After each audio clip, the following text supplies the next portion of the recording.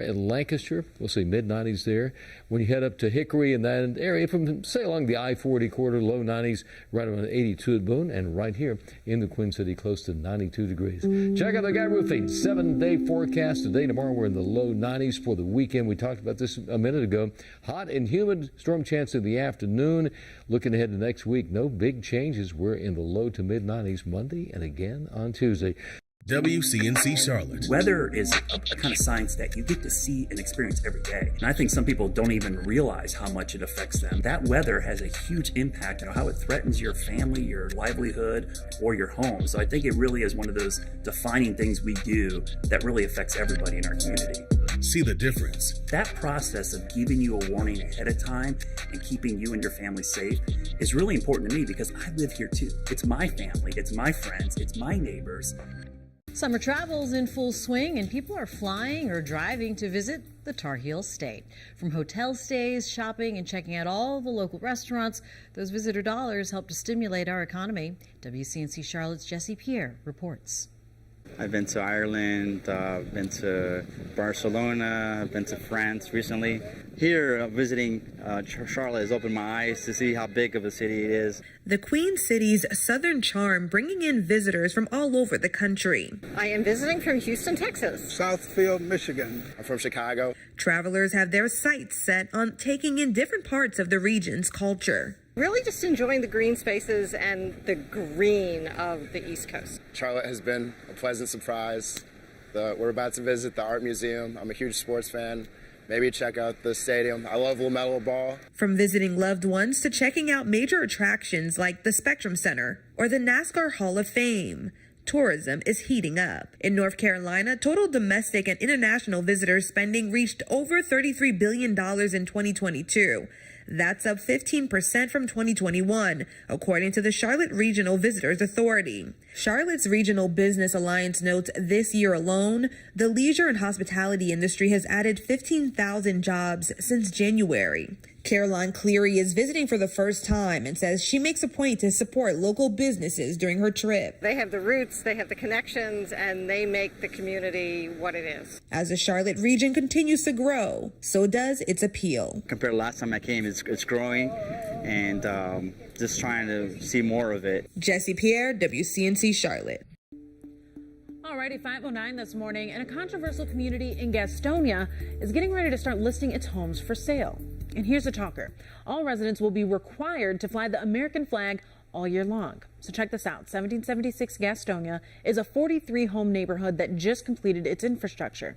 While developers reportedly plan to start listing the homes for sale today, the made-to-order homes won't be available for purchase until the next few months. Now, as for the rules, the community's founder says each resident will be given an American flag when they move in.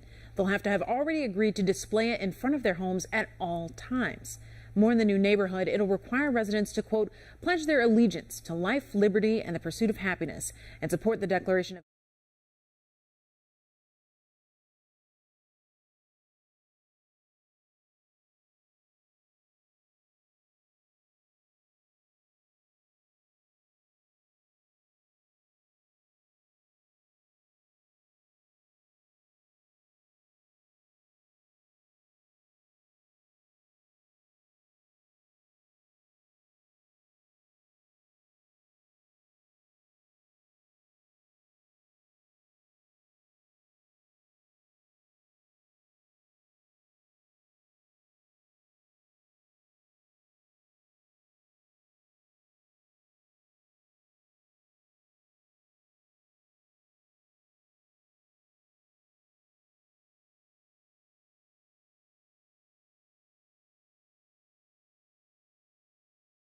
year in 2023, the overall trends are generally the same, but the main driver of overall crime continues to be the same, and that is auto theft.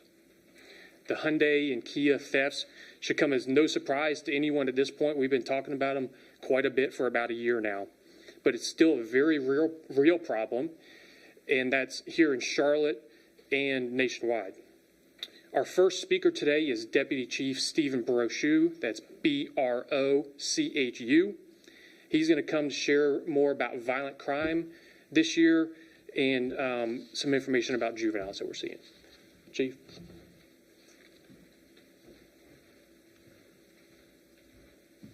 Thank you, LT. Good morning, everybody. I have to break out the reading glasses. It's just getting that time. From January 1st through June 30th of this year, CMPD has had a total of 262,000 police interactions. That includes citizens-initiated calls for service and officer-initiated CAT events. This number stays relatively flat from last year. As you heard Lieutenant Petrus point out, there's been an 11% increase in overall crime this quarter compared to the same period last year. While the statement is correct, a significant portion of this rise can be attributed specifically to our auto thefts. And in fact, if you reduced or took out auto thefts entirely from the equation, both last year and this year, our overall crime numbers would equate to a 0.4% reduction. In a few minutes, you're going to hear Major Thomas, and he's going to talk specifically about our auto thefts and our property crimes. Looking at our violent crime statistics this year, we're down 8% overall in violent crime. We're showing a decrease in every single category. Starting with homicides, we're down 15%. That's 45 compared to 53. Robbery is down 14%, 733 incidents to 631. Rapes also down 26%, and our aggravated assaults are down 5%. Out of 7,744 arrests this year, 865 have been attributed directly to violent crime. We've taken 1,784 guns off the street. I'll say it again, 1,784 guns. That's up an increase of 8% from last year. That's a credit and great work to our task force members, and you've heard us talk many times about our crime gun suppression team. We credit the decrease in violent crime in our community to a range of initiatives. We're contributing this effort to include actively seeking input and engagement from our community, employing a strategic approach to resource and how we deploy those resources, leveraging an advanced crime analysis techniques and technology to monitor crime trends. You hear us talk a lot about our crime gun suppression team as well as task force members getting guns off the street, but today I want to highlight a particular unit that's spread within our patrol divisions called the Crime Reduction Unit. Crime reduction units work every day to reduce violent crime. Specifically, they work to identify and target high crime areas. They conduct surveillance and gather intelligence. They make arrests as well as seize illegal weapons and also work with community partners to prevent crime. Let me give you a few examples of the fantastic work that you hear or may not have heard yet from our crime reduction units. Starting out in our Westover division, they've been working an initiative to respond to citizen complaints as well as shooting incidents. As a result of this initiative, they seized 18 firearms. 7 of those firearms were stolen.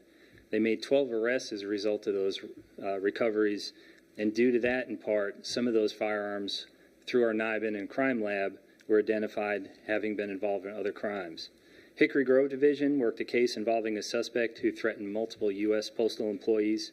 They identified that suspect, who was a convicted felon, also in possession of a firearm, arrested that suspect. A subsequent search warrant led to 5 additional firearm recoveries. Meeting in the Independence Division, that crime reduction unit located an arrested subject who had outstanding arrest warrants for possession of firearm by felon and shooting into city limits, executing a search warrant, going back and seizing 5 additional firearms. North Division Crime Reduction Unit recently assisted with a search warrant that led to a seizure of 17 firearms and over $5 million worth of stolen goods. And then finally, in our North Tryon Division, so far this year, 120 firearms and made 116 arrests. Just talking through their commander, they're already ready to surpass last year's numbers in both arrests as well as seizures.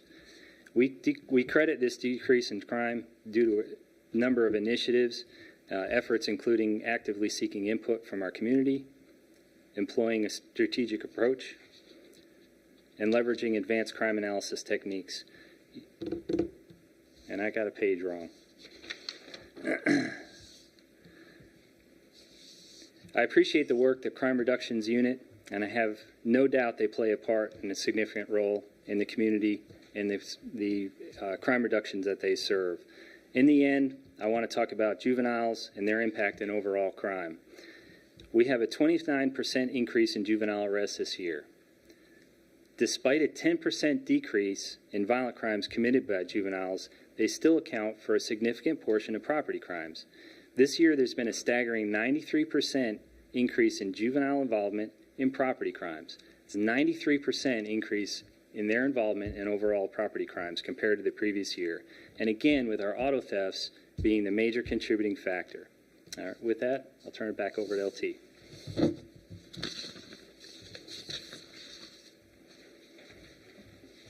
Thank you, sir. So you just heard Deputy Chief Brochu speak a little bit to the juvenile crime trends that we're seeing. Major Jonathan Thomas, THOMAS, is going to come now to share more about juvenile crime and property crime, specifically auto theft. Major. Thanks, Lieutenant. Before I get into the numbers, I'd like to pick up right where Deputy Chief Brochu left off with juvenile and auto thefts. Property crime is up 16%, with a large portion of that being vehicle thefts. There has been a 143% increase in auto thefts this year alone. This is the largest increase in this category that we have ever seen. From January 1st through June 30th, 3,717 people have had their cars stolen. That's 3,717 people that have been put in situations where they could not get to work, or drive their kids to school, or go to the grocery store because someone took away their transportation. This is happening all over the city, with our Central Division having to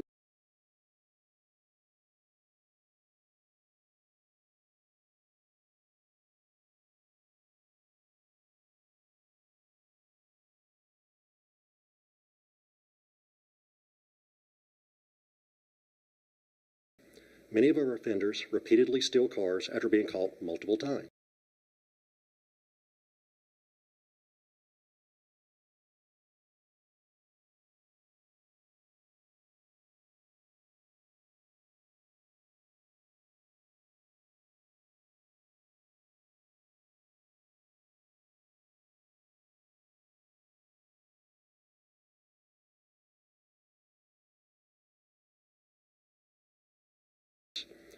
And the suspect often escalates their auto thefts into other crimes like burglary, that are driving 108 miles per hour in that stolen car on Charlotte City streets. Another time, he stole an auto at a QT gas station and was observed on video on camera getting in and out of the vehicle. Each of these times, he was denied a secure custody order and released to his parents. His crime spree ended on July 9th when Juvenile X, along with 4 other co-defendants, carjacked a man with his minor child in the car. He was arrested at that one, and a secure custody order was granted, and he is now in custody and awaiting trial. Many of our juvenile offenders are committing multiple crimes before a secure custody order is granted. On many cases, we have not seen arrest and release to parents as an effective deterrent to crime. This issue is one of the CMPD's biggest concerns when working to stop these thefts. Year to date, we have made 520 arrests in auto thefts, which is up 91%. Of those arrests, 373 have been juvenile offenders. That means 72% of the auto thefts arrests citywide are juveniles. It's not just cars being stolen. 612 firearms were taken from those vehicles during this year, and these guns taken from these cars are being used to commit other crimes. CMPD is trying to be proactive to stop auto thefts. We've worked with auto dealers, apartment complexes, and other businesses to help give out approximately 2,000 steering wheel locks so far this year. Our Crime Analysis Division updates officers daily on where the hot spots are, and that's where we direct our patrols to prevent these thefts. CMPD also hosts numerous programs in the summer targeting juvenile age groups in the hope of keeping them away from these crimes and gaining positive role models before they lead to crime. Vehicle thefts aside, burglaries, including both residential and property, have gone down by a strong 13%, while larcenies have gone up by 4% and larcenies from auto 11%.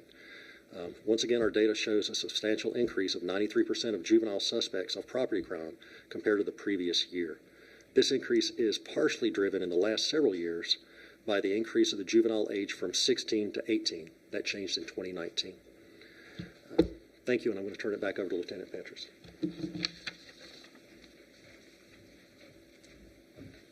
Thank you, Major. So just last week, Governor Cooper signed the Pretrial Integrity Act.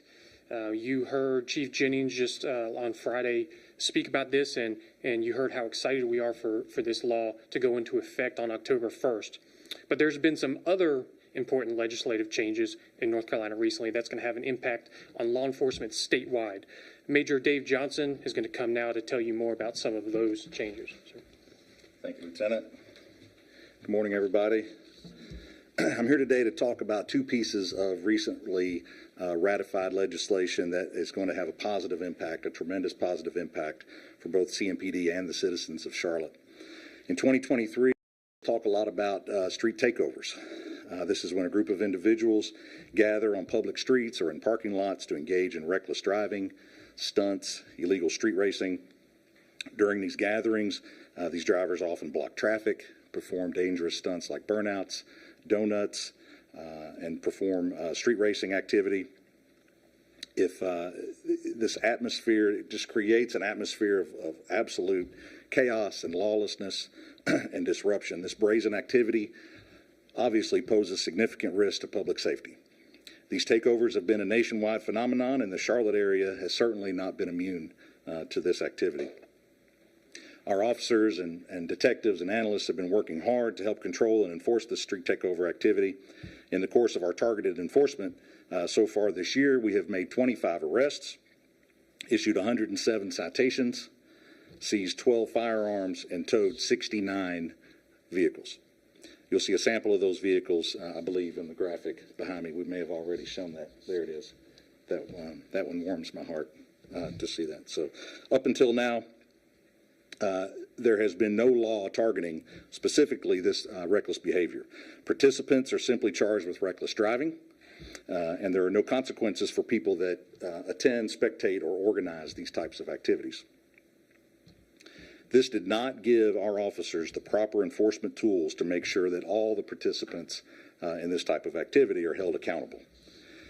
Thankfully, brand new and much needed legislation just signed by Governor Cooper on Monday will allow officers to hand out stricter penalties with the hope of deterring drivers, spectators, and event organizers from continuing this dangerous and reckless behavior on our city streets. Under this new legislation, a first-time offender will be charged with a Class A1 misdemeanor, which is the highest level misdemeanor, and face a fine of no less than $1,000.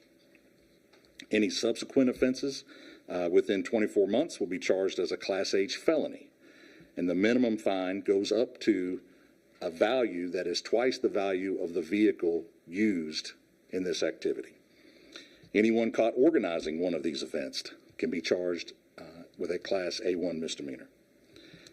Those who participate in this activity by blocking traffic with their vehicle or standing in the street to film videos to post on social media can also be charged with a Class 3 misdemeanor, with subsequent violations being elevated to Class 2 and Class 1 misdemeanors. And perhaps most importantly, vehicles used in these types of events will be seized and held pending trial of the offenders, of the persons operating the vehicle, and if that person is found guilty, the vehicle will be sold at public auction. We're hopeful that this new tool will aid in combating street takeovers and make those who would participate in such activities think twice. I'd like to personally thank State Representative Carolyn Logan of Mecklenburg County for her work with us in getting the ball rolling on this legislation and helping to get it passed.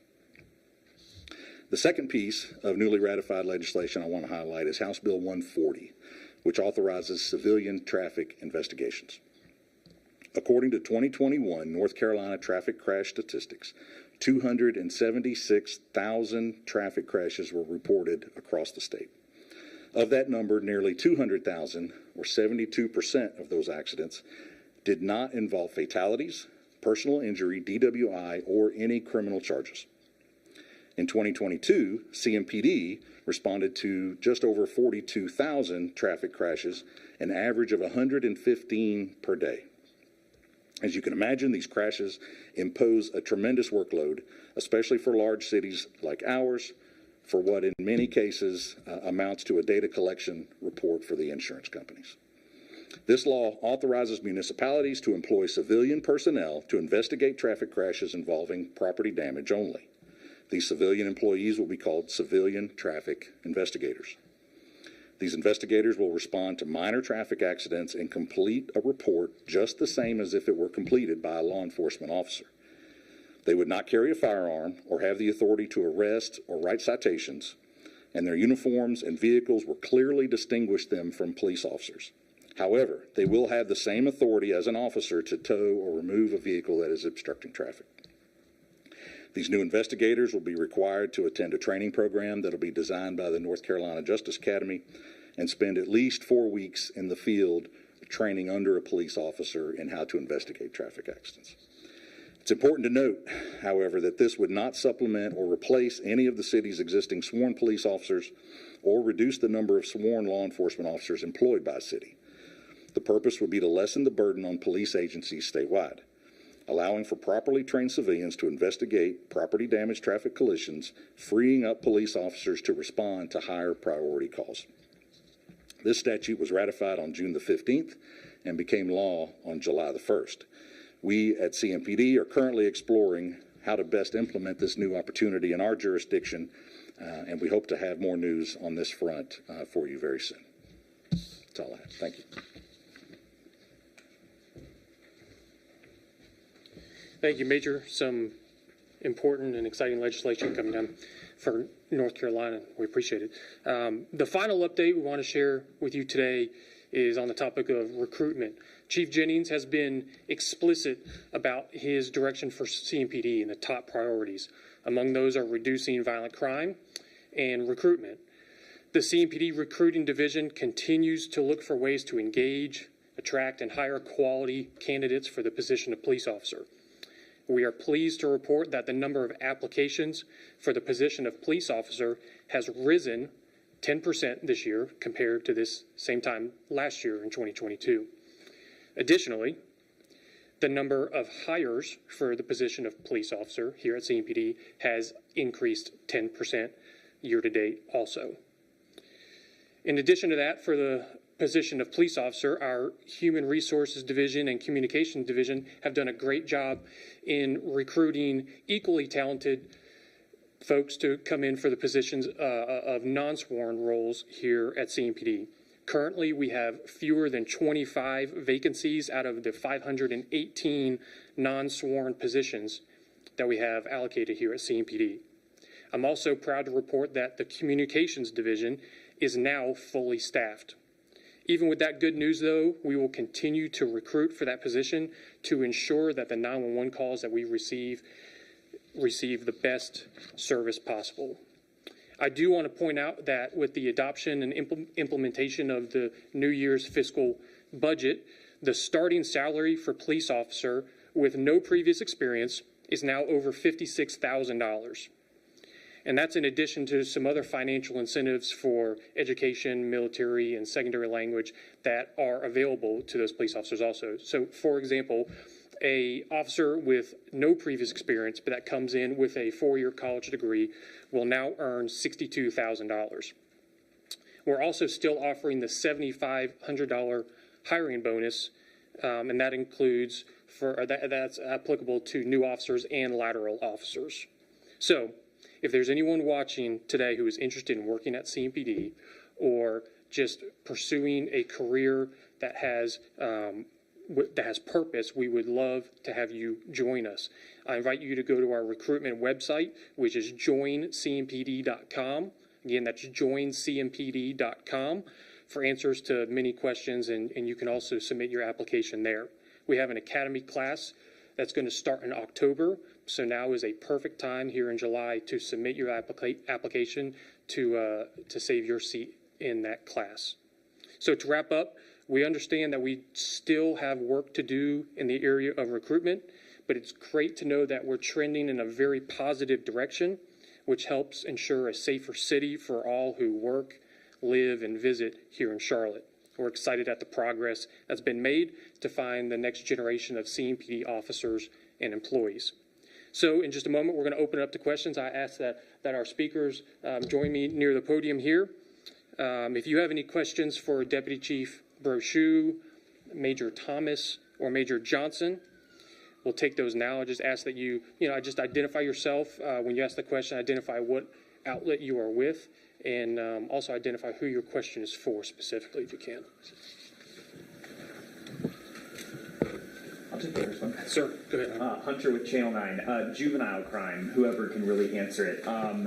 I know that with the July 4th thing, you guys really held parents accountable for the actions that happened out there at Romero Bearden. And I just ask, at what point, if not already, will it be an idea brought forth to hold parents responsible for the juvenile crime, whether it's the auto thefts that are happening or even gun-related crimes of 16, 17-year-olds?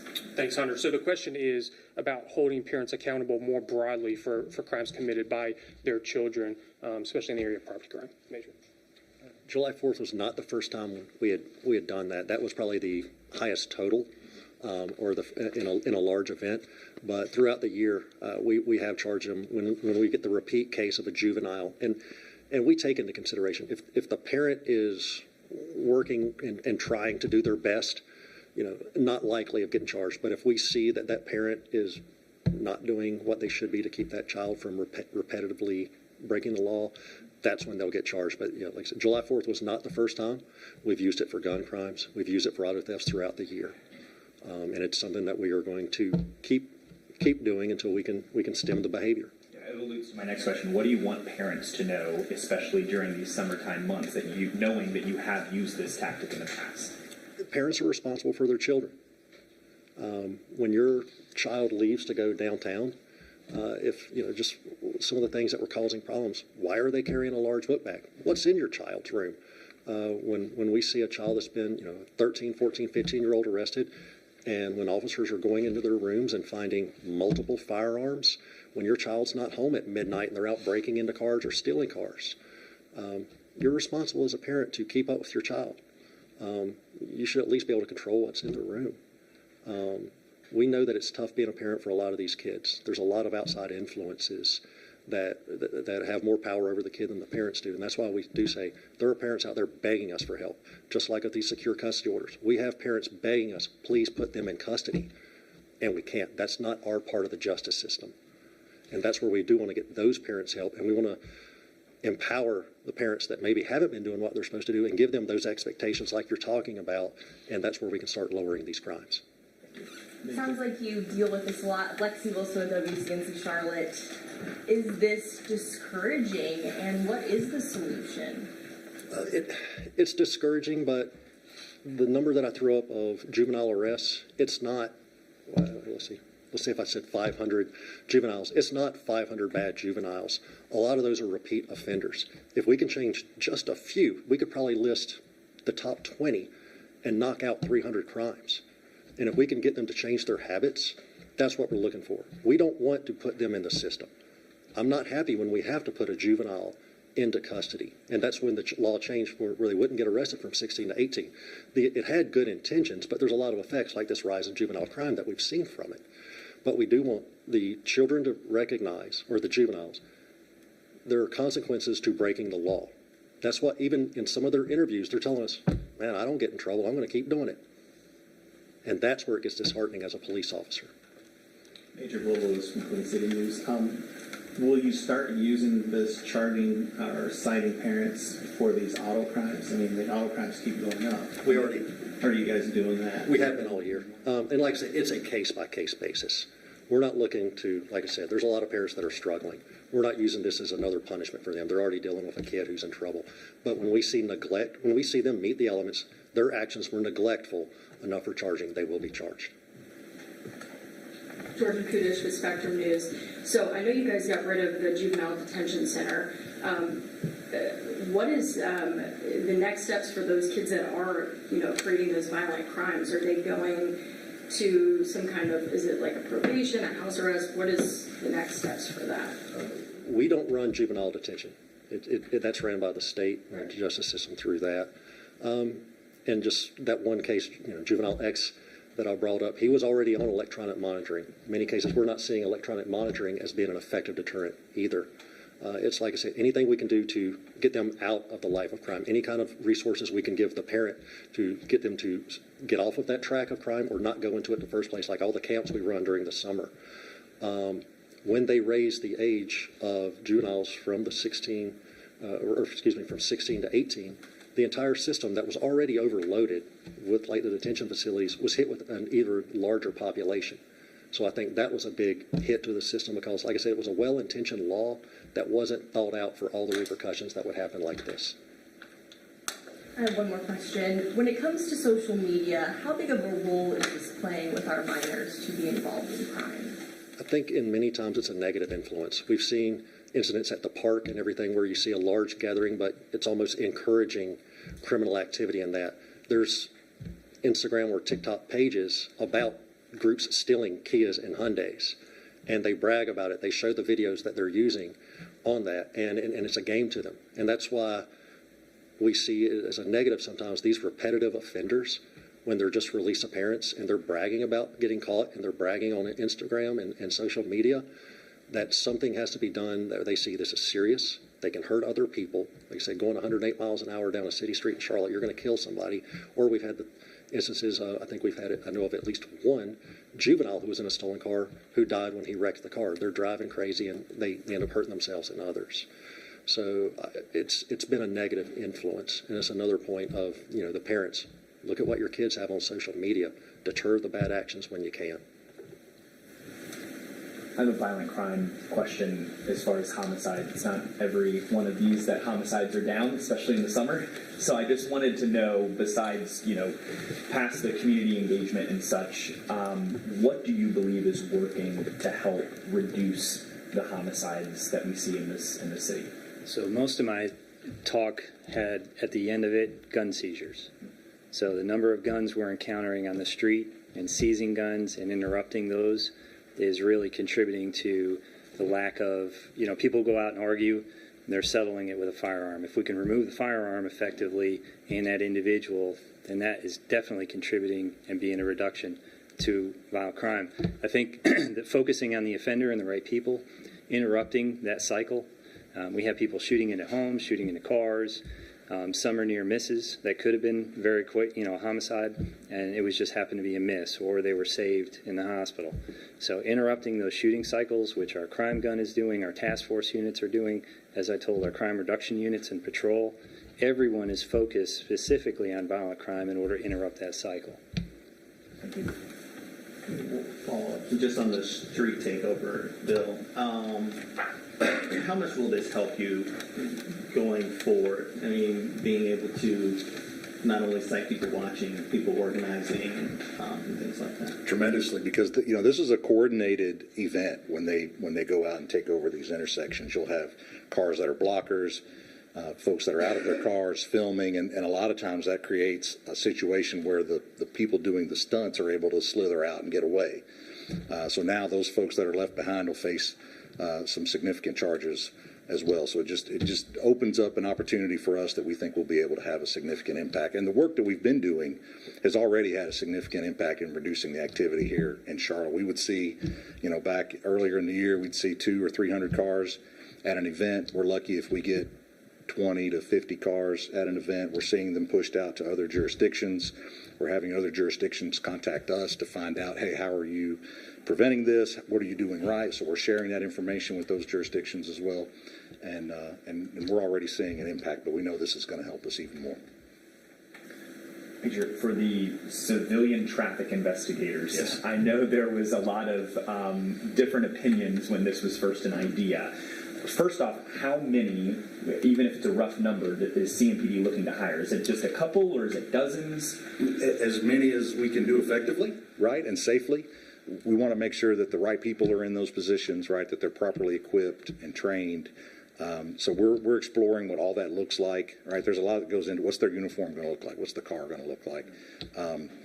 There are other states that have been doing this for a long time. Florida has been doing this for a really long time. So there are models for us to follow, but we're excited about the opportunity. And then the timeline. I know it's still exploring it, but is there a rough timeline of when the department would like to start implementing this? I mean, by the end of the year, we'd love to have our first ones out and working, and definitely, if not just on a trial basis, right, so that we can tweak it. It'll be a work in progress for a while, but as soon as we have some more information on that and we're able to start hiring, we'll certainly come back and let you know. Is that going to be worked into the budget? I mean, that's another piece of it, right? Yeah, so those allocations would have to be created, right? We have to work with the city to create those allocations, job descriptions, and all of that. So all of that takes time.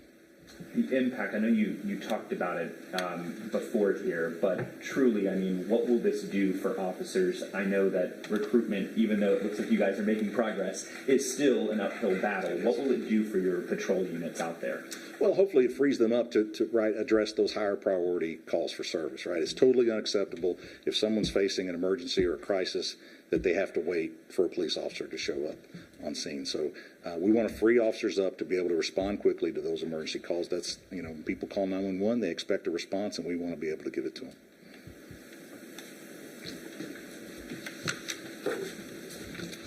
All right, very good. Thank you again all for being here. It's a pleasure to be able to report out today to you all. We take very seriously the responsibility of public safety, and we're committed to continuing the work in violent crime that we've been able to achieve, while also chipping away at the property crime trends that we've seen. We have a media release out to you with the information that you've heard today and that you've seen in the slides. So hope you'll take a look at that. Thanks for being here.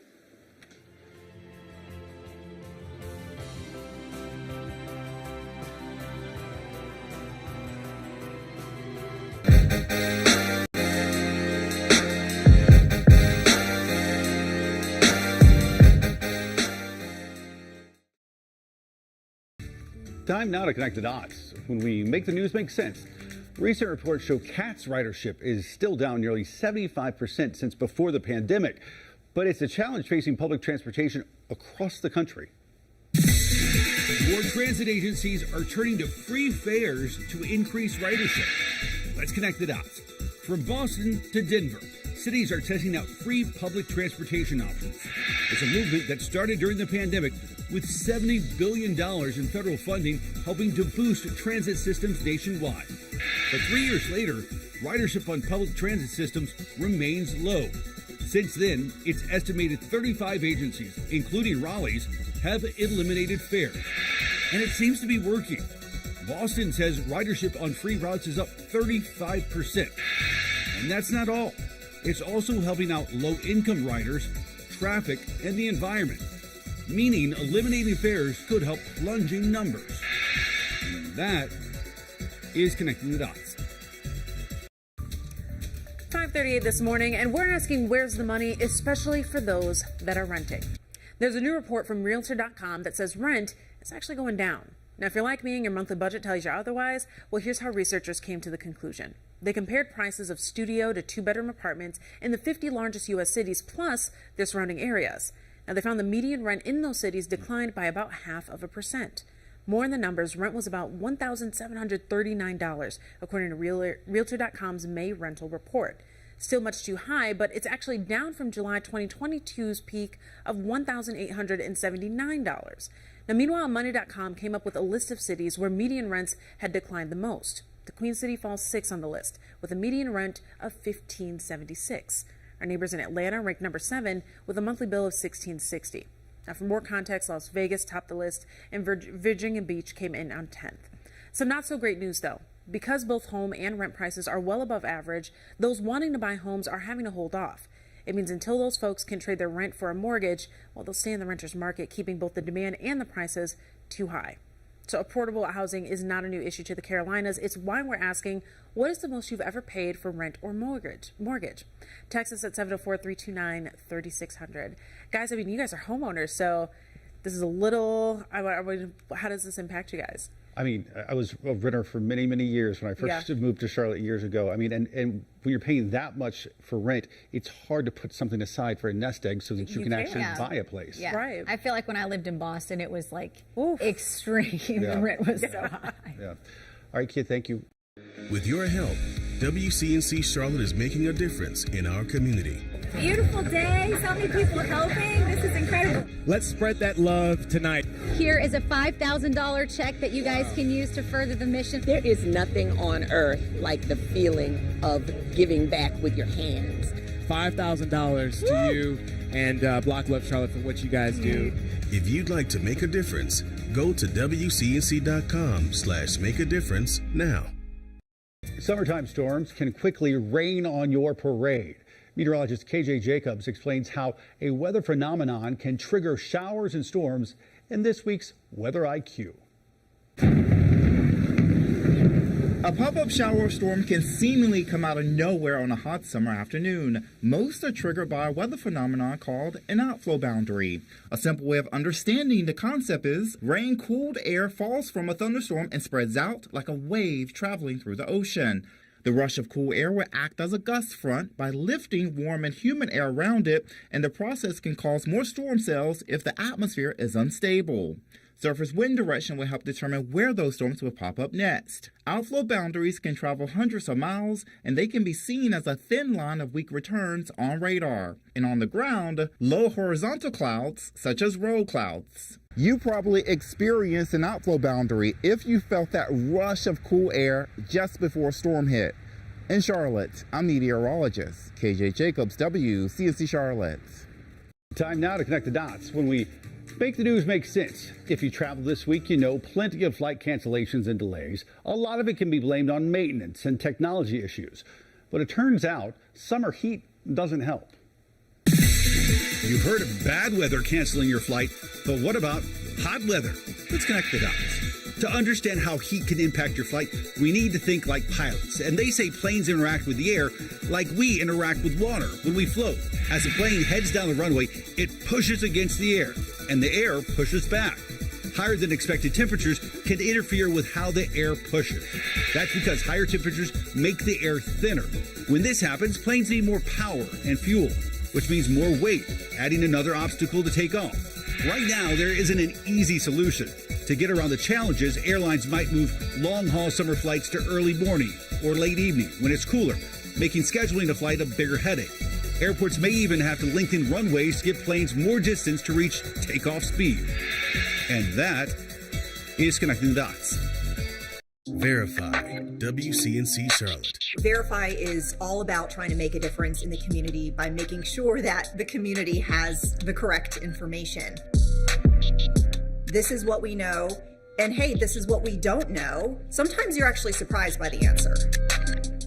Verify the difference. Verify is a great way to combat that misinformation, making sure that people know the process of the reporting. For the first time since 2009, the North Carolina State Board of Education is setting new standards for learning. The board approved multiple changes to the outdated curriculum on Thursday. Wake Up Charlotte's Tradisha Wooder joins us live with how this push could affect schools all across our area. Well, Sarah, North Carolina State Board of Education approved new science measures for students K through 12. So that means if a student is teaching or learning a lesson about science, instead of having them complete a worksheet, they're hoping to take a more experimental approach. North Carolina's new science standards for K through 12 schools will push for more hands-on learning, urging for lesson plans that are more interactive. And it would be included with each set of content standards.